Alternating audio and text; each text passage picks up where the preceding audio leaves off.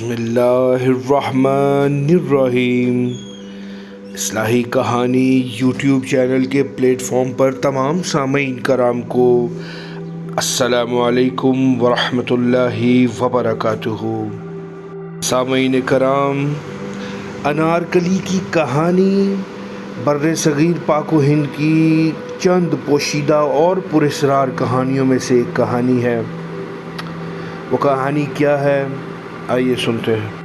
مغلیہ خاندان کی پرشکوہ تاریخ ایسی محبتوں کی داستانوں سے بھری پڑی ہے جن کا انجام بخیر اور خوشگوار ہوا۔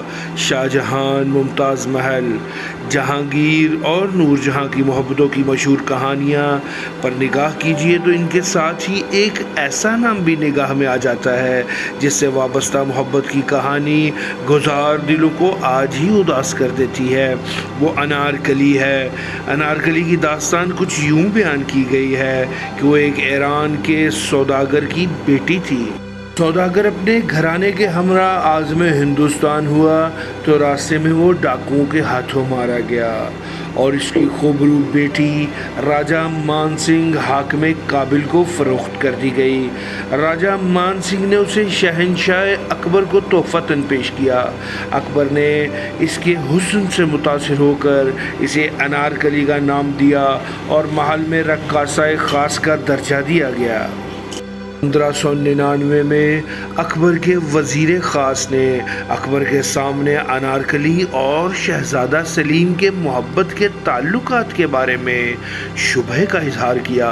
ایک موقع پر شیش محل میں جہاں شہنشاہ اکبر نے شاہی دربار لگا رکھا تھا، اکبر نے آئینے میں انارکلی کو سلیم کی طرف بڑی محبت سے دیکھتے ہوئے پایا اور اس کے شبہات کو یقین میں بدل گئے۔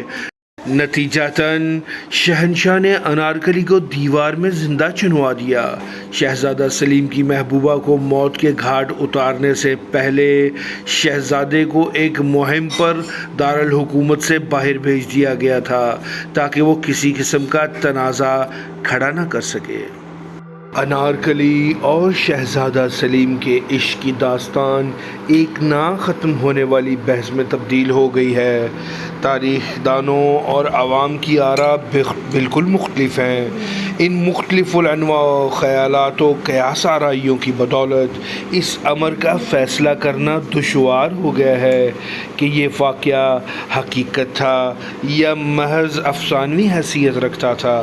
کیا انارکلی کے دل میں شہزادہ سلیم کو اپنے دام محبت میں گرفتار کرنے کا خیال تھا تاکہ وہ آئندہ تخت پر بیٹھنے والے سے منسلک ہو کر ہندوستان کی ملکہ کی حیثیت اختیار کر لے، یا انارکلی کا سرے سے کوئی وجود ہی نہیں تھا؟ یہ تمام باتیں متنازع ہیں۔ نور احمد چشتی اپنی کتاب تحقیقات چشتی میں لکھتے ہیں کہ انارکلی اور شہزادہ سلیم کی محبت کی داستان میں کوئی حقیقت نہیں۔ ان کے خیال کے مطابق شہنشاہ اکبر نے نادرہ بیگم یا شریف النساء کو اس کے حسن کی وجہ سے انارکلی کا خطاب دیا تھا۔ اپنے محصور کن حسن کی وجہ سے دوسری بیگمات کے حسد کا شکار ہوئی اور اپنی زندگی سے ہاتھ دھو بیٹھی۔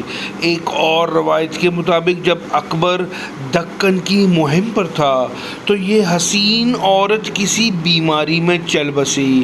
ایس ایم لطیف اپنی کتاب تاریخ لاہور اور اس کے آثار قدیمہ میں لکھتے ہیں، کسی موقع پر شہنشاہ اکبر نے اسے اور شہزادہ سلیم کی مسکراہٹوں کو آئینے میں دیکھا اور اس بنا پر اسے زندہ دیوار میں چنوا دیا گیا۔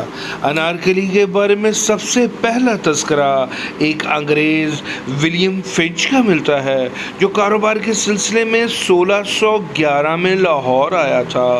فقیر سید اعجاز الدین نے ولیم فنچ کا تذکرہ اپنی کتاب لاہور میں کیا کہ فنچ نے لاہور میں ایک مقبرہ دیکھا جس کے بارے میں اسے بتایا گیا کہ یہ ایک عورت نادرہ کا مقبرہ ہے جسے اکبر کے حکم سے دیوار میں زندہ چنوا دیا گیا تھا۔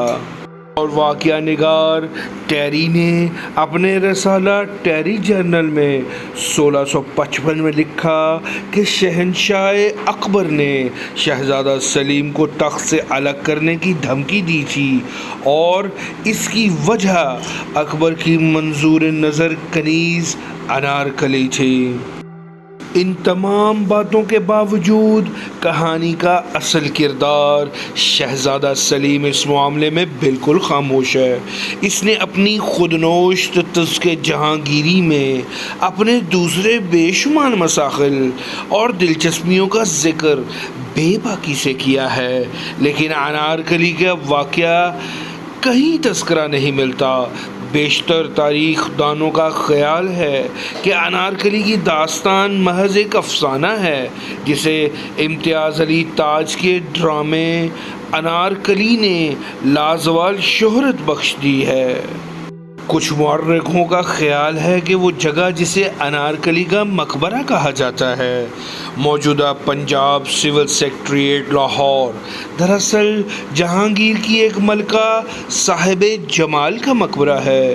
اس جگہ کے اطراف میں انارکلی کا باغ تھا۔ اسی مناسبت سے اس مقبرے کو انارکلی کا مقبرہ قرار دیا جاتا ہے۔ اس مقبرے میں موجود قبر کی سل پر فارسی کا ایک شعر تحریر ہے جو جہانگیر نے خود تصنیف کیا تھا۔ اس شعر کا مطلب یہ ہے کہ کاش میں اپنی محبوبہ کا چہرہ ایک بار پھر سے دیکھ سکتا، اگر ایسا ہو جاتا تو میں قیامت تک کے لیے خدا کا شکر گزار ہوتا۔